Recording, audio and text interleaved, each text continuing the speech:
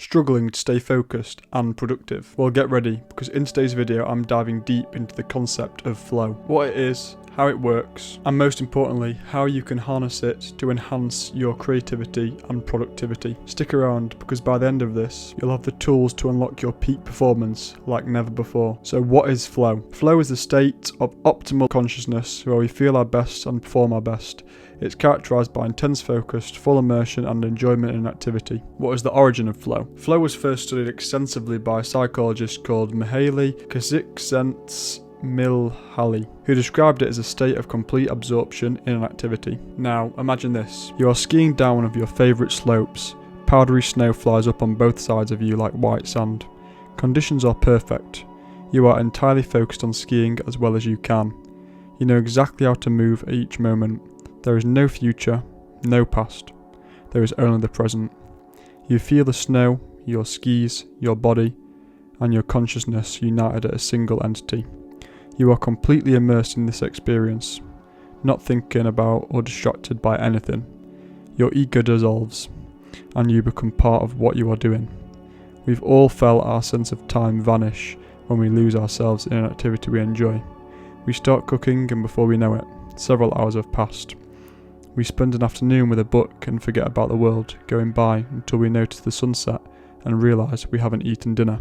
Another way to describe this is playing video games. Although it's not the healthiest thing to do, it says in the book I read that it's okay to do like every now and then. And there was also another thing where this guy actually died because he played video games for like 72 hours or something and completely forgot to eat and everything because he was so immersed in what he was doing. And that is flow, and also addiction at the same time. Now here are the characteristics of flow. Intense focus and concentration. Complete absorption in a task at hand with no awareness of external distractions. So this can happen when you're like really well into a conversation or you're with your crush, because you're just focused on them and talking to them and you literally completely forget about everything else that's going on in the background, so I've heard. Sense of time distortion. Hours can seem like minutes, and vice versa, as individuals lose track of time. So it's same with if you don't enjoy something like school, you're constantly looking at the time and it's taking forever. And then there's also when you really enjoy something, or if you ever remember you used to go to families' houses and cousins, whatever, you're there for like 6 hours and it feels like 20 minutes, it's mad. Effortless action. Action and decisions seem to flow effortlessly without conscious effort. Clear goals and immediate feedback. Clear objectives guide actions, and immediate feedback allows for adjustments. So that would be having someone else to tell you what you're doing, like a coach. Loss of self-consciousness. Self-awareness diminishes as individuals become fully engrossed in the activity at hand. Total immersion and enjoyment. Deep enjoyment and satisfaction are experienced during the flow state. The benefits of flow. Cognitive benefits are enhanced creativity. Flow enhances divergent thinking and creative problem-solving abilities. Improved learning and memory. Learning is accelerated and information retention is improved during flow. Emotional benefits are heightened happiness and satisfaction. Flow induces positive emotions and a sense of fulfillment. Reduces anxiety and stress. Flow promotes a state of relaxation and reduces stress levels. Performance benefits are optimal performance and productivity. Flow leads to peak performance and heightened productivity. Accelerated skill development. Skills are honed more rapidly when practicing in flow state. Enhanced decision making. Clear thinking and intuitive decision making are facilitated in flow. The triggers of flow. Clear goals and feedback. Clearly defined objectives and immediate feedback promote flow. Challenge skill balance. Activities should present challenge that match one's skills to induce flow. Deep concentration. Uninterrupted focus and concentration are essential to entering flow. Intrinsically motivating activities. Flow is more likely to occur in activities that are inherently enjoyable and intrinsically motivating. Altered states of consciousness. Certain activities such as meditation or extreme sport can induce altered states conducive to flow. Before trying to enter flow, these are a few things you should take into consideration. So a few ideas for creating space and time free of distraction. Don't look at any kind of screen for the first hour you're awake, and the last hour before you go to sleep. This is mainly for two things: concentration and the other, dopamine. Turn off your phone before you try to achieve flow.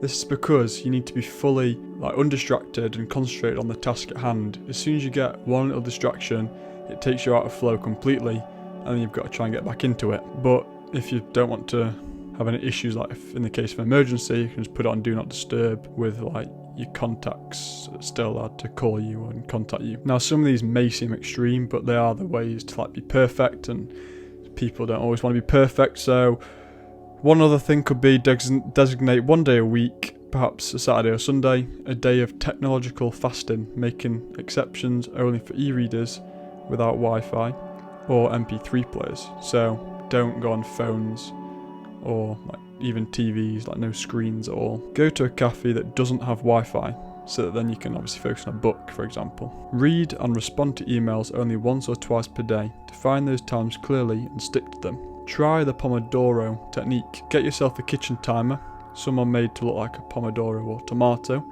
that's where the name comes from, and commit to working on a single task as long as it's running. That is 25 minutes of work and 5 minutes of rest each cycle. But you can also do 50 minutes of work and 10 minutes of rest. Find the pace that's best for you. The most important thing is to be disciplined in completing each cycle. Studies show we can only concentrate for 90 minutes at a time before needing a break. Something that can help is starting your work session with a ritual you enjoy and end it with a reward.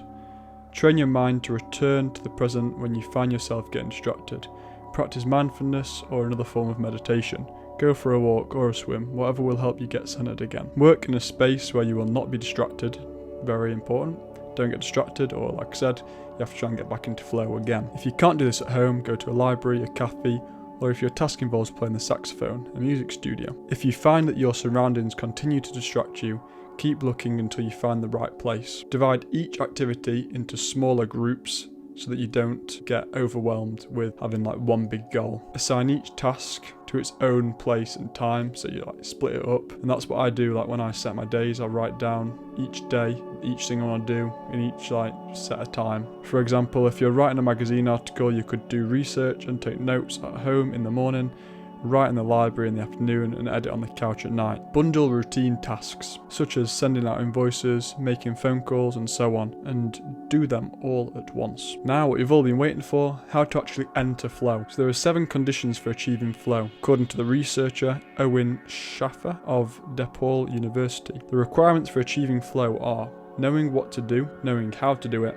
knowing how well you are doing, knowing where to go, where navigation is involved, perceiving significant challenges, perceiving significant skills, being free from distraction. You need to find the sweet spot for challenge, so adjust your challenge level. Make sure the difficulty of tasks are challenging but not too hard or too easy, because if it's too easy, you'll get bored, and if it's too hard, you'll likely give up. So you need to stretch your skills. You need to engage in activities that push your skills slightly beyond your comfort zone. Setting achievable goals.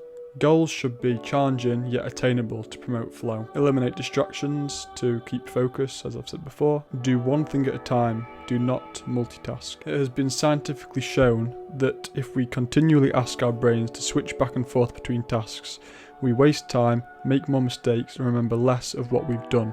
Several studies conducted at Stanford University by Clifford Ivar Nass describe our generation as suffering from an epidemic of multitasking. One such study analysed the behaviour of hundreds of students, dividing them into groups based on numbers of things they tended to do at once. The students who were the most addicted to multitasking typically alternated among more than 4 tasks. For example, taking notes while reading a textbook, listening to a podcast, answering messages on their smartphone, and sometimes checking their Twitter timeline. Each group of students was shown a screen with several red and several blue arrows. The objective of the exercise was to count the red arrows. At first, all the students answered correctly right away, without much trouble.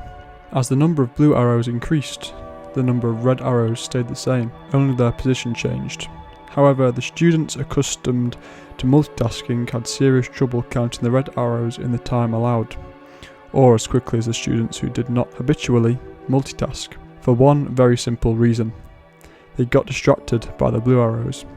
Their brains were trained to pay attention to every stimulus, regardless of its importance, while the brains of the other students were trained to focus on a single task, in this case, counting the red arrows and ignoring the blue arrows.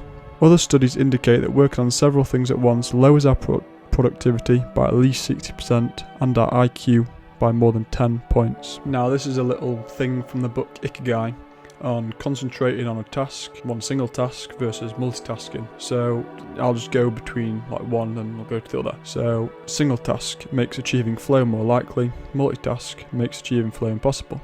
Increases productivity, whereas decreases productivity by 60%, though it doesn't seem to. Increases our power of retention, makes it harder to remember things, makes us less likely to make mistakes, makes us more likely to make mistakes, helps us feel calm and in control of the task at hand, makes us feel stressed by the sensation that we're losing control and that our tasks are controlling us, causes us to become more considerate as we pay full attention to those around us, causes us to hurt those around us through our addiction to stimuli, always checking our phones, always on social media, increases creativity, reduces creativity. Set SMART goals.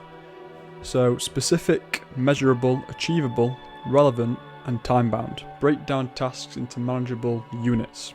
Divide tasks into smaller, manageable components to prevent overwhelm. Harnessing focus and concentration. Mindfulness and meditation techniques. Practices like mindfulness meditation can enhance focus and concentration. Deep work practices. Allocate uninterrupted blocks of time for focused deep work. Visualization and mental rehearsal. Visualize success and mentally rehearse tasks to enhance performance. There's going to be many more videos on things like that because it's so important in life, but it's kind of been lost, all the visualization stuff. But yeah, so subscribe for future videos on visualization, how it can completely change your life. Cultivating intrinsic motivation. Identifying personal values. Align activities with personal values and interests to increase intrinsic motivation. Finding passion in activities. Engage in activities that you find inherently enjoyable and fulfilling. Incorporating flow triggers. Integrate flow triggers such as clear goals, immediate feedback, and deep concentration into your activities. So you can find the same flow in what you enjoy. So a mathematician and a skier and a brain surgeon, all with their own flow. It's the exact same, just they're doing what they enjoy and they've found their own flow. So you don't have to, everyone have the same flow. Practical tips for maintaining flow. Establish rituals and routines. Create rituals and routines that signal the state of flow-inducing activities. So what I do, for example, when I do a cold shower, I go 3, 2, 1 and do it. And if you do this with many things and you always do it, you never don't go 3, 2, 1 then not do it, you train your brain that that's when you're going to do it. Managing energy levels. Pay attention to energy levels and engage in activities during peak energy times. So I think that's the first 8 hours or 4 hours, I can't remember what it is. Either way, after waking up. And that's what usually you're at work for, which is why it's such a struggle to try and build something on the side after you've worked, because it's when your brain isn't working the best. Embracing failure and learning from setbacks. View failures as learning opportunities and use setbacks to improve performance. Balancing challenge and skill. Continuously adjust the challenge level of tasks to maintain an optimal flow state. So as you get better and better, like in weightlifting, it's progressive overload. Keep making things a bit harder, a bit harder, a bit harder, so that you keep learning and you don't get bored. Sustaining motivation and engagement. Stay engaged by setting meaningful goals and reminding yourself of the benefits of flow. So this is another way to be fulfilled and to get to your end goals. Keep reminding yourself of why you're doing what you're doing. If it's not that you enjoy what you're doing, but it's going to get you to where you want to be in general life. You might not enjoy what you're doing to earn money, but if you need to earn a certain amount of money to go travelling, then you need to do it. Seeking feedback and adjusting accordingly. Solicit feedback to identify areas of improvement and make necessary adjustments to stay in flow. Now here are some additional resources if you want to learn more about flow. So books, Flow, The Psychology of Optimal Experience by Mihaly Csikszentmihalyi, as I said earlier, and also Flow in Sports, The Key to Optimal Experiences and Performances by Susan A. Jackson and the same guy, Mihaly Guy. Some videos are 2 different TED Talks. One which is again Mihaly, you'll just have to copy it from on screen. Flow, The Secret to Happiness. And the other TED Talk by Stephen Kotler, The Ultimate Flow State. Hacking Flow in Action Sports. A YouTube channel called the Flow Genome Project. Now some articles are The Science of Flow States by Scott Barry Kaufman and How to Hack Your Flow, What the Experts Say by Chris Bailey, and Flow State, What It Is and How to Enter It by Kendra Cherry. If you got this far, please like and subscribe so that you don't miss the chance in the future to improve your life further. If you like this video, you'll like one of my other videos that is a summary of the book Ikigai, and this book is all about how to live a long and happy life. So click that on screen now.